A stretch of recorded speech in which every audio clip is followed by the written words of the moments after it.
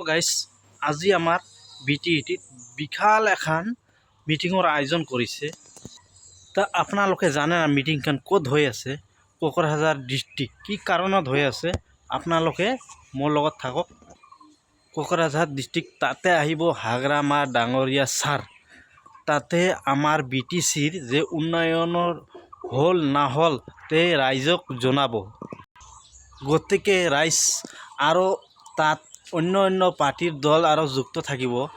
আৰু আমাৰ অসমত মানে আসামত অৰুণোদয়ৰ আৰু তোমাৰ সেল্ফ হেল্প গ্ৰুপৰ তাৰ ইয়াত দুই আখৰমান হাগ্ৰামা ডাঙৰীয়া ছাৰ ভাষণ মাৰিব।